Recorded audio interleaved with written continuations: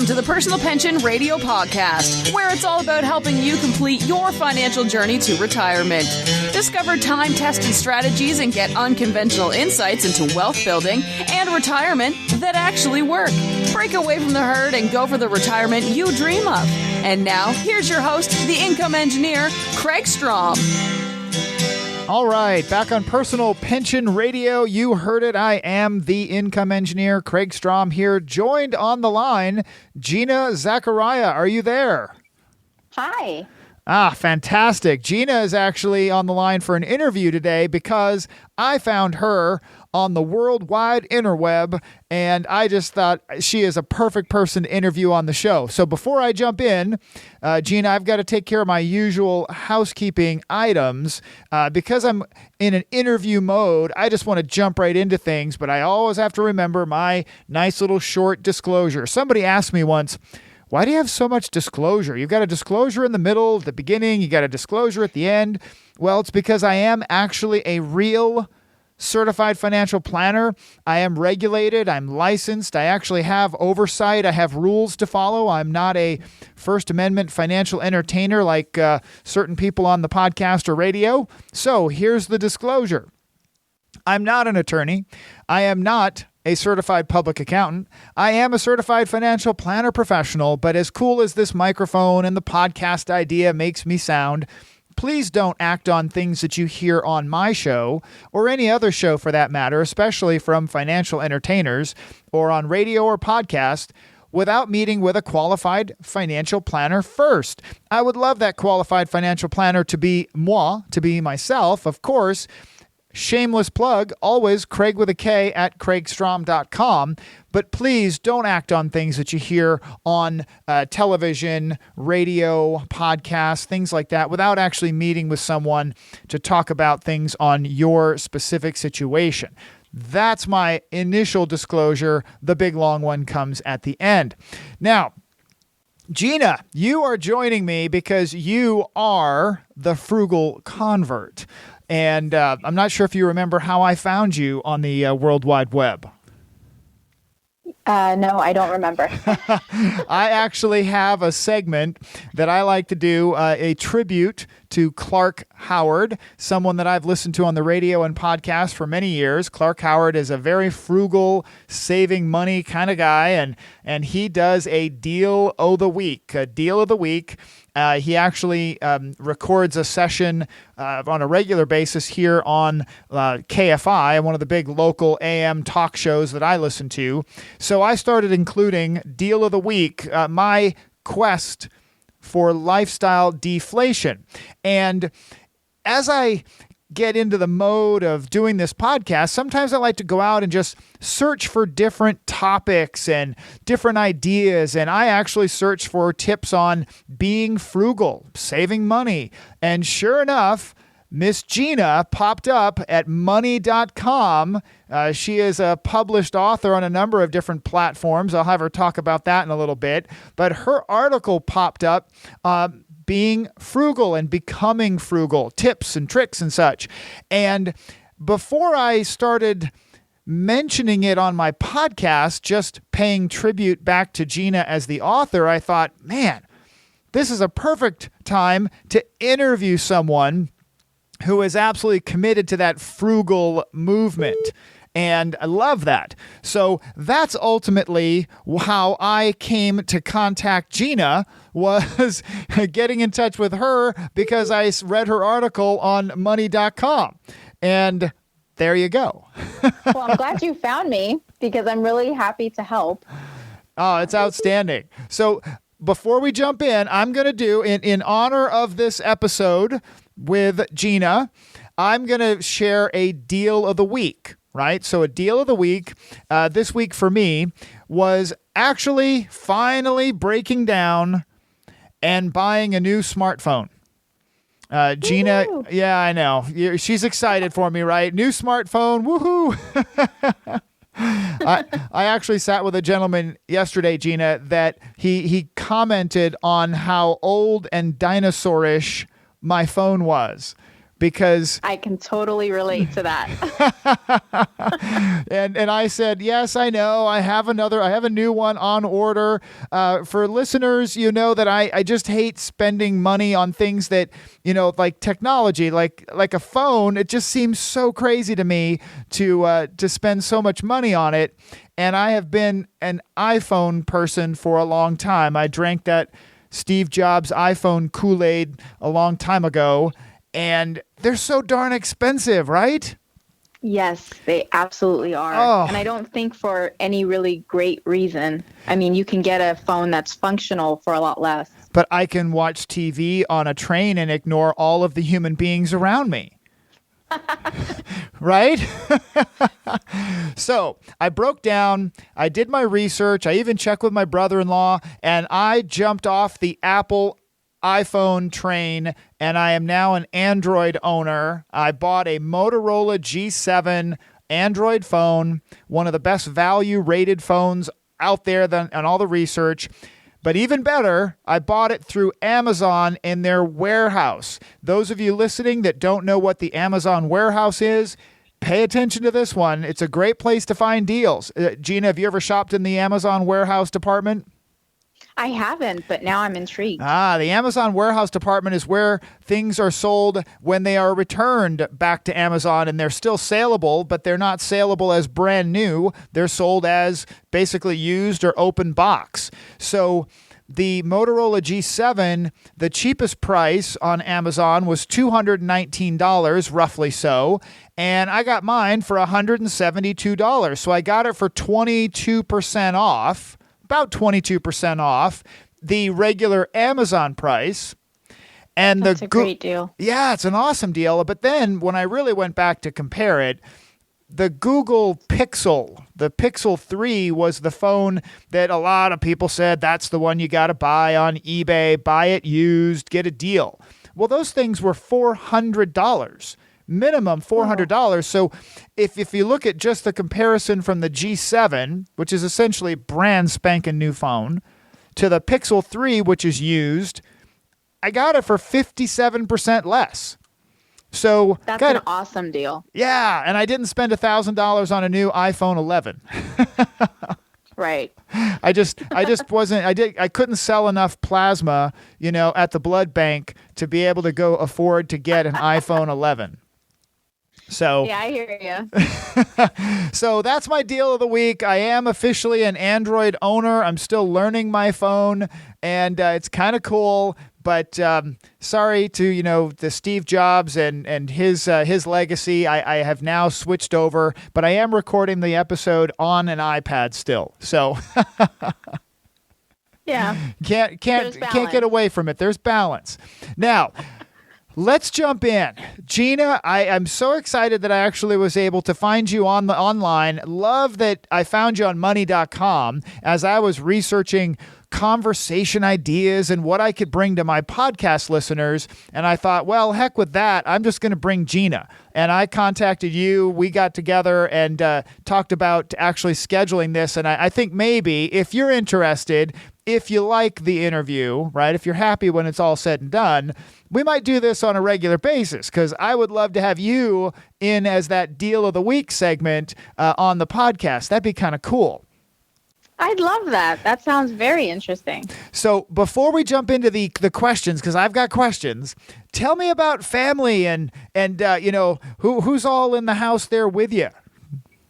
Well, I'm a mom of two. Okay. And I have one college student, one in junior high, and I'm just a wife and mom working full time. And I've just, kind of done the whole writing about frugality as a passion of mine because I want to help other people kind of live their best life without having to pay so much for it.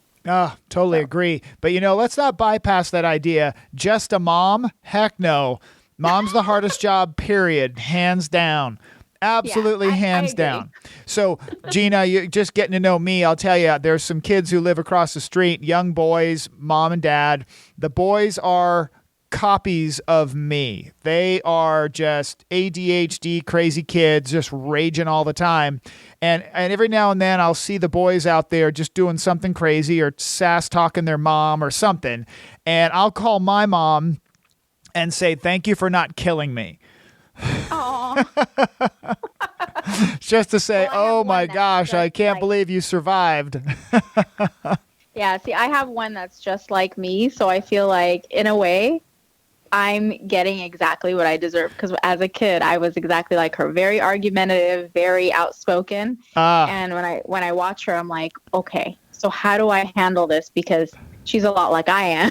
So it's a big challenge. And your parents probably say, "Ha, your penance right there," right? Yes, my mom always comments on it. She's like, she's little Gina.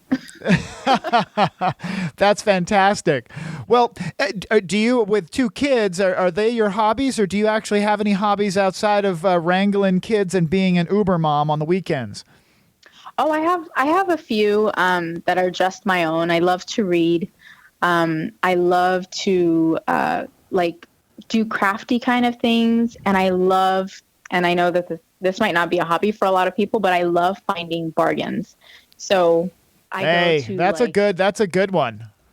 Yeah. And my kids do too. So like a lot of times we go what we call like treasure hunting, and we'll go and like look at like a Big Lots store that has like the name brand stuff, but at like closeout prices. Or we find, makeup sales, because, I have a daughter in college, so she's into makeup and she's into skincare. So we'll look for ways that we can still like get all of the really great stuff, but at a really discounted price. And to me, that's like so much fun, because it's like you're looking for treasure. Yes. Yeah, that's awesome. My daughter never really got into that one. She is doing it now, which now that she's out on her own, almost entirely independent. She's still subsidized by me somewhat, but she pays her bills and buys her, groceries and such. And now, being out in the world, she doesn't give me a hard time about those trips to Ross where I was always looking for a deal. That's awesome. That means you taught her well. Yeah, that was the it's interesting to see the change when it's not her, when it is in fact her wallet on the line. Absolutely. My daughter just started working, and so we are creating a budget for her, and she's like thinking about all of the things that she wants to be able to afford later on and what she wants to save for. And she's starting to see what it feels like to actually be an adult, to be responsible for payments, to be accountable for what you're paying for, and then also to be able to save money for fun. So. That's excellent. And it's actually kind of a piece that I think that, just listening to you say that, it's worth really stressing that point that you're having conversations with your kids about money. And so many people don't. Kids don't work nowadays. They don't know how to mow the lawn. They don't know how to, actually go to work. And parents, unfortunately, I see it all too often. They don't talk to their kids about money. So was there any kind of pushback when you really started that conversation, or has it just been something that developed? Well, I come from a family and a culture that doesn't really talk about money in general. And growing up as a kid, I never really talked to my parents about money. They didn't share anything with me, and I grew up not knowing anything. And I fell into so many pitfalls because of it. And for me and my husband, we really wanted to be able to teach them the value of all of what life has to offer, without it being that money has no value. Money has a lot of value, and you have to understand and respect that to be able to manage it properly. So we talk about money with our kids all the time, and they really didn't have any negative side effects to it. So my kids were really little when I started talking about a budget. So we'd go to the grocery store, or we'd go to a toy store, or Christmas shopping. I'd give them like a certain amount of money that they would buy a present for one another, and they had to learn to budget it. So if they had $20 that they were spending on each other, then like, okay, I can only spend $15 on this, and maybe I can get a couple of things from the dollar store for her. They would start to budget that way, and it became a fun thing. I even had one of I have two. So my little daughter, we would go somewhere, and everybody likes to impulse buy every once in a while, and I'm the same. I mean, it takes me, I have to actually like practice self-discipline. Yeah, I'm guilty. Yeah, I mean, we all do it, but it's all about just continuing to practice it, right? So I remember a long time ago, I think she was probably like 7 or 8. I put something in the cart and she looked at me and she's like, Mommy, that's not in our budget.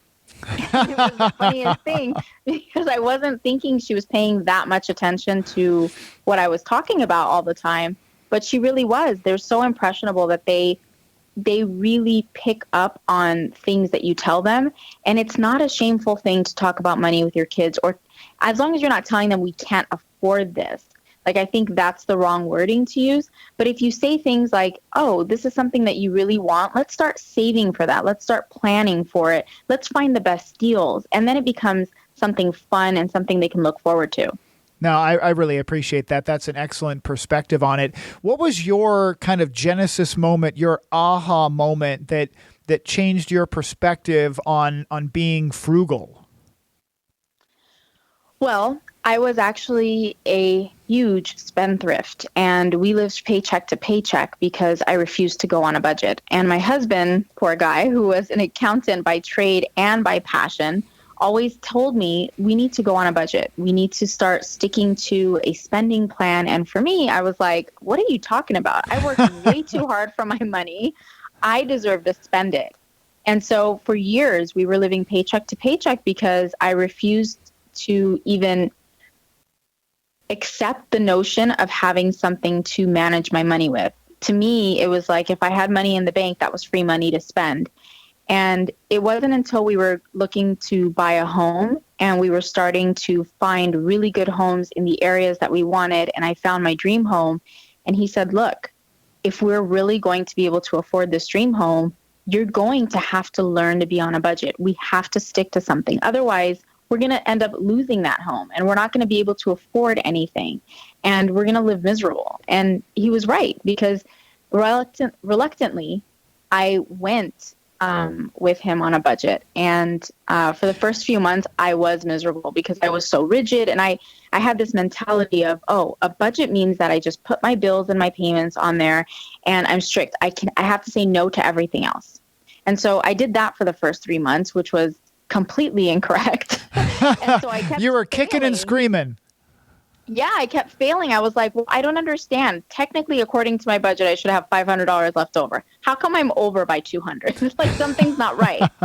And I realized that I wasn't putting in my spending, my actual spending. Like if I had a vending machine snack, or if I had a Starbucks coffee, or if we went out to dinner one day, I never put any of that in my spending plan.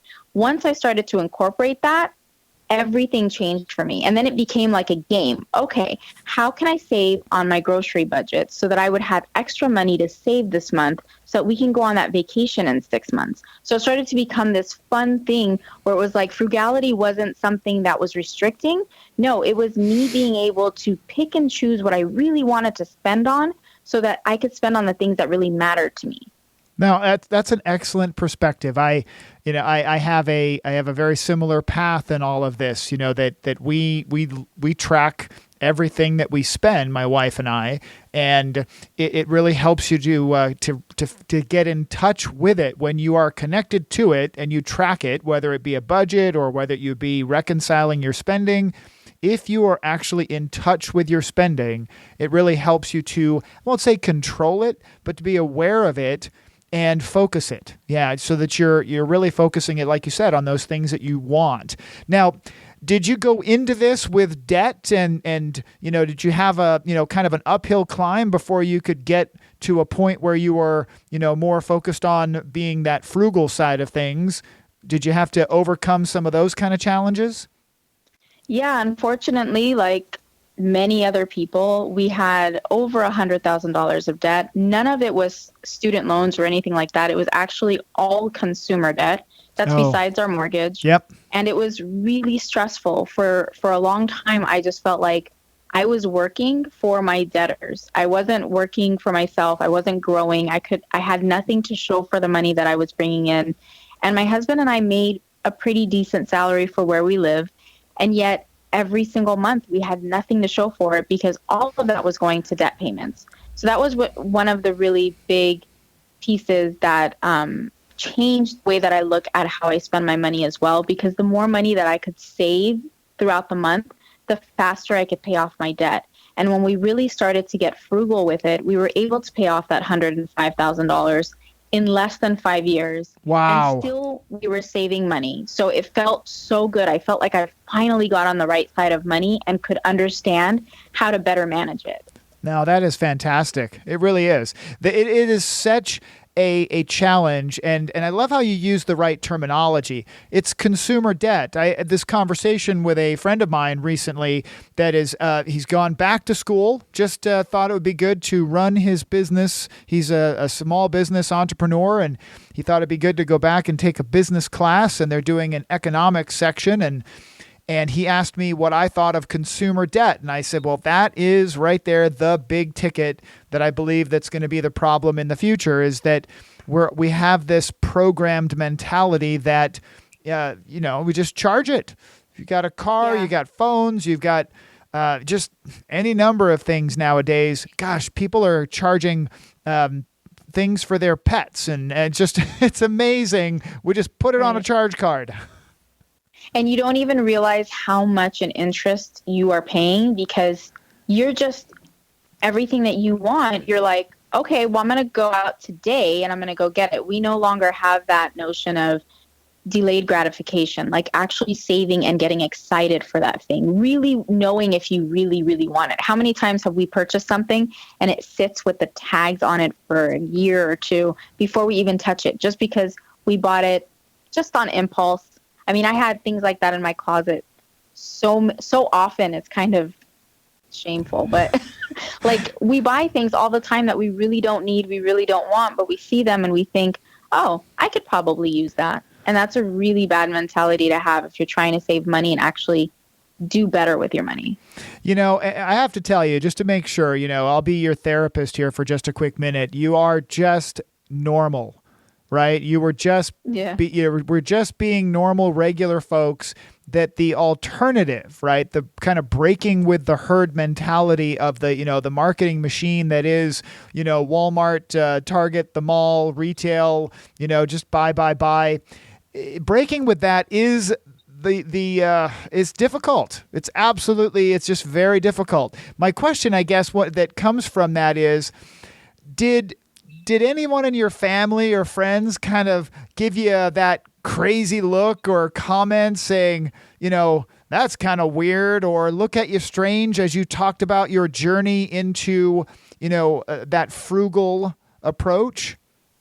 If they did it behind my back. But I would say that, my family is, and I'm not trying to categorize, but I come from a Middle Eastern background, and my family specifically has always been of the mindset of, if you're successful, your possessions show it. So you have the fancy car, you have the fancy purse, you have the nice house in the suburbs, and you have your kids are wearing name brand clothing and all of that.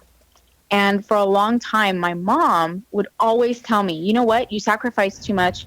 You need to stop being so cheap. You need to start buying stuff. Because I remember one time. Oh, wow. My vacuum cleaner wouldn't work. And I was like, I'm not going out and spending $250 on a vacuum cleaner. I'm going to figure out what's wrong with it. And my mom thought I was crazy.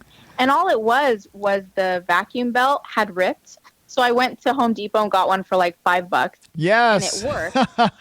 And she was like so mad at me. She was like, why don't you just give it away and go get another one? And I'm like, why, when I can fix it for $5 instead of spending $250? Like, how does my vacuum validate the success that I have? That doesn't even make sense, but we were of that mentality for so long. It is very interesting. I inherited, Gina, a pair of suspenders from my dad. This is a strange little tie-in with the vacuum cleaner, but a pair of suspenders that had, I don't know, cheetahs and lions and some safari scene on the suspenders. Like, what the heck are these? My dad bought them at Nordstrom, and he got them home because he'd spent probably $250 on them. A pair of suspenders.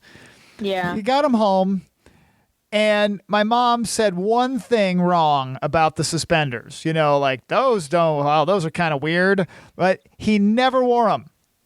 Oh no. This is Nordstrom. You can return anything to Nordstrom. Not a chance. No way would he go back to the store to return the suspenders. They ended up hanging on my tie rack because I wasn't going to wear them. Oh no. Yeah, but it's that same kind of mentality. I totally get it. So you did get kind of crazy looks from family because it just didn't fit with the way they thought this is how we're supposed to have this public image, right? Now, I love that you've brought your kids into all of this, right?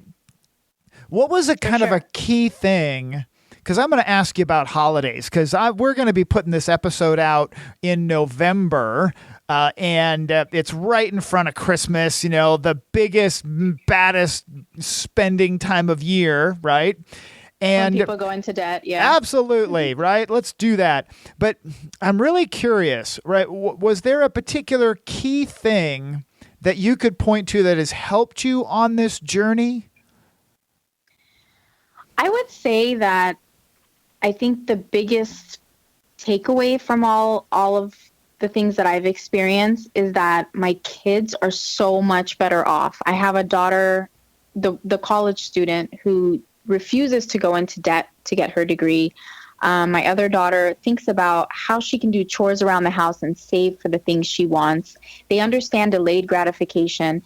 They understand what it means to be charitable and give their things away, and they're not attached to materialism. And I think our society is so attached to materialism that sometimes we lose sight of the really important things. And I'm so thankful that my journey has helped me help my kids. That I think is the biggest takeaway for me. Oh, no, that's absolutely awesome. I actually love that. And you're right when you said earlier, you just don't know what they're paying attention to. Some, they kind of surprise you sometimes, right? Yeah. And I had said this on my podcast once before, but I'll share it with you. I went to see my daughter in college in Flagstaff, and two stories. One, we had told her she should go, to save money, you should go to community college, go to a local community college and knock out all your prerequisites. You don't have to go into debt for that. There was some family drama on one side or another, and she ultimately went to 4-year college. 2 years in, she called my wife and I and said, you were right. I should have gone to community college. And I really wished I'd done that. It would have been better. Yeah. So it was kind of, took 2 years for her to realize it. And then she did. But the one that was really just touched my heart was I went to visit her in Flagstaff. She wanted to take me to dinner. And I thought, okay, well, she's going to buy me dinner. So she said she wanted to go to a restaurant she's never been to before. It's kind of fancy Italian restaurant. Okay, great. We sat down. She looked at the menu. She looked at the portions around her. She asked the server, so how large is this, this pasta meal that she was about to order? And the server made a hand gesture in front of her that was kind of small and then left. And Madeline looked at me and said, hey, Dad, these prices are really expensive for small portions. Do you mind if we leave? Go, Madeline. And I said, oh my gosh, I kind of grabbed my heart. I was like, oh, I'm just going to cry. No, we left, went to her favorite Italian little restaurant near there and had a great big meal. And we shared a meal because it was big enough. It was a great value. But the idea that my little girl, who was the same girl that would press her face up against the glass at Nordstrom cosmetic counter with her mom, this little girl actually now going, I don't know, that's not very a big portion for that much money. Yeah, it's such a great feeling to know that your kids are paying attention and that they're going to be using the same tools that you've been giving them all along and actually able to still have fun. Like you guys still had a blast and a great time together and spent less money and got more food. I mean, that's what it's about, right? Finding the value in what you're doing. Absolutely. And I'm going to ask you that. I mean, how has this frugality in your life changed your family time? I mean, have you basically never go on vacation? Your kids wear burlap sacks and they bust concrete in the backyard, right? You'd think so, but no. Actually, I feel like it really enhanced my family time. We spend so much more time together now because we aren't about going to the mall. We aren't about, going to these fancy theme parks. Yeah, we go every once in a while.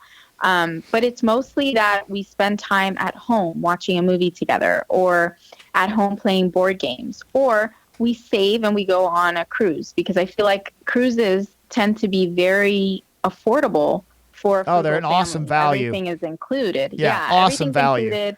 The kids absolutely love it because they've got activities and they get free prizes, and they, even as older kids, they get all of these free gifts from the cruise line that they feel like they came home with something and they didn't have to pay anything for it. I mean, of course, it's all included in the fee, but it's so much better for us as a family. So we look forward to those types of things. And I feel like we value them more because they're not as often. It's something to look forward to. And we know that occasional holiday trip or that occasional even weekend trip is something that we can savor because we don't do it all the time. When we go out to eat, we know that we go out to a restaurant maybe once or twice a month because we've budgeted for that. But we know that when we go, it's like, okay, we really want to think of the place that we've been craving the most, the place that we're going to enjoy the most. Versus if we go out all the time, then it just becomes second nature, and it's not really something that becomes as enjoyable anymore because it's just the norm. Yeah, they're not appreciating it, right? Exactly. And I really like cruise ships because and let's be honest, because they do have the kids club kind of built-in babysitter. Yes, I love that. So now let's kind of switch gears because we are on this Christmas path, right?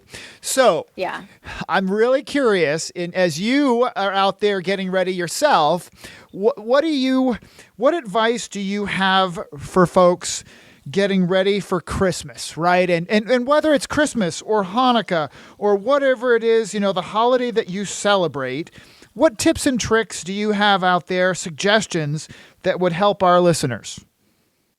My number one tip is to create a gift closet. And it doesn't have to be an actual closet that you empty out and make into a gift closet. Even just a corner in your home, a place under your bed, anything where you can store a few items is going to make a big difference. When I started my gift closet, the first year I saved hundreds of dollars on birthday gifts, wedding gifts, baby shower gifts, and Christmas gifts. So there are ways that you can save money throughout the year where you don't have to scramble during holiday time and stand in those really obnoxious lines to get your gifts. Now, I've heard of the gift closet before. Now, do you keep some sort of a running list somewhere that, or are you just buying things randomly like that would go in the gift closet? How do you manage that? Because I've heard of different ways, but I'm curious what your method is. I have a spreadsheet of all of the people that I buy gifts for throughout the year, including Christmas. So I have a set budget for every single person, and I save throughout the year for those gifts. But throughout the year, I'm also giving myself a small monthly budget that I can use towards keeping my gift closet stocked.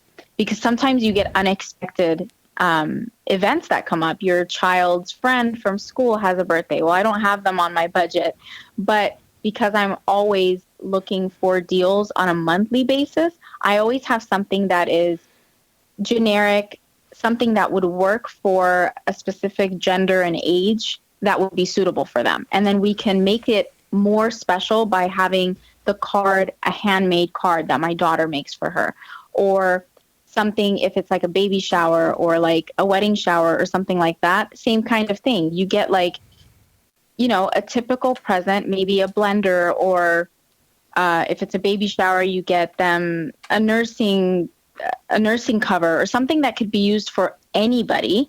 And then you personalize it by the card, by maybe something else that you add into it that that they'll like, maybe something that they're going to enjoy. Then it becomes a personal present. So you can still make it very thoughtful and still save a lot of money. This is so much better than my method, which is just being mean to everyone and not going to baby showers. Right. But I have a huge family. So yeah, but I'm actually, it's funny that you said the baby shower, because that's where I'm going. Whether I like it or not, I'm going to the baby shower after we're done recording today. And, but they have a taco truck, so it's going to be awesome. Cool. That sounds like a lot of fun. No, I mean, there was one time where, and there are websites that are just for getting deals. Like, I technically have two of my favorite ones that I go to. Oh, please do share. Yeah, so there's the Crazy Coupon Lady, crazy with a K, like Kraig. I love it. There is Hip to Save. So it's Hip, the number 2, Save. Both of those have amazing deals that they find online and through the stores. So I remember one time, I think the Crazy Coupon Lady had this crazy awesome deal that they found on Amazon. It was those gel kits that the girls like love, and I love it too, where it's like the gel manicures. And those are really expensive. If you go to a salon, it's like $40 for just one set of gel. Not that I'm saying, like I get my nails gelled all the time, but I've been there. I've been there. Yeah. So this gel kit, it's usually $40, which is a great deal because that's the price of one gel manicure. But this gel kit was on sale for 2 weeks at $8, and you get 5 colors. You get all of the things that you need. You even get the nail cure set, like the actual thing that you cure your nails with. Oh, fantastic. The entire thing for $8. So I got 4 of them because I was like, I'm sure birthday parties are going to come up. I can give one to one of my, my kids' friends for Christmas. Like, there's so many things I can do with it. Everybody that we gifted that to was in love with it. Like, they liked it so much because it was something that they really wanted. It's valued at $40, and I spent $8. Oh, so I mean, you can't. I get love better that. than that. Now, see, that is fantastic, and now that's Crazy with a K, Crazy Coupon Lady, and Hip to Save. Yes. Outstanding. Now, what do you do with the kids as far as, do the kids have their own kind of savings and budget for Christmas and what they do in the holidays? Well, one of my kids is now working, so I don't have to worry about like helping her kind of save for Christmas. She has a budget for that, so she's been working diligently on saving for Christmas. But the little one, what we have is we don't give allowances. We give money based on extra chores. So if she has her everyday chores, she does not get an allowance for that. But if there's extra things she wants to do around the house, like window cleaning or washing my car, washing her dad's car, or whatever it is, there's a certain amount of money that's allocated to each task. And then she can save that way and be able to buy gifts for her sister and for her parents, or if she wants to buy something nice for herself. Gotcha. I love that. Yeah, my daughter, her friends would call her Madarella. She's Madeline, but they would call her Madarella because I didn't give her an allowance and she still had to clean the toilet and mow the lawn. Oh my gosh, no. It's the price of being in a house where you're sharing with other people. Everybody has to pitch in. Oh, that is so true. Now, I definitely want to have you back on because I think this could be just a regular segment and I get all nerdy about this, so I love it. But as we wrap up, how can people find you? What's the best way for people to get in touch and to find you? Well, I'm always on Instagram at the Frugal Convert, and they can always go to the website, thefrugalconvert.com. There's a ton of freebies there to get them started with frugal living. There's a starter guide. Everything is free. And they can even, like, if they need help starting a budget or they need help getting out of debt, there are cheat sheets on there as well. Okay, so thefrugalconvert.com. Yes. Outstanding. Gina, thank you so much for joining me. This has been great. I think we will definitely do a segment or two again in the future. And if we don't talk soon, good luck with Christmas. Oh, thanks. It was so good chatting with you. I had so much fun. I'd love to come back on. Outstanding. Folks, that's the wrap on this episode. I am Kraig Strom. I am the income engineer. If you have your own personal questions, as always, shameless plug, Kraig with a K at kraigstrom.com. Talk to you again real soon. Thank you for listening to the Personal Pension Radio podcast. We took notes for you, so if you missed any part of the show, you can find a full transcript of each episode at personalpensionradio.com. Be sure to download your free retirement income crisis report at personalpensionradio.com. While you're at it, we would appreciate some iTunes love. Please leave us a fantastic rating on iTunes by going to personalpensionradio.com/iTunes. Thanks again for listening. Now for the disclosure. Information presented is for educational purposes only and is not intended for solicitation, sale or purchase of any security or financial product. Be sure to first consult with a qualified financial advisor and your tax professional before implementing any strategy discussed here. The term personal pension refers to a marketing name designed to educate future retirees and retirees about the economic principles behind creating their own pension-like income. The term personal pension is not intended to be confused with a defined benefit pension plan offered by an employer or by a government entity.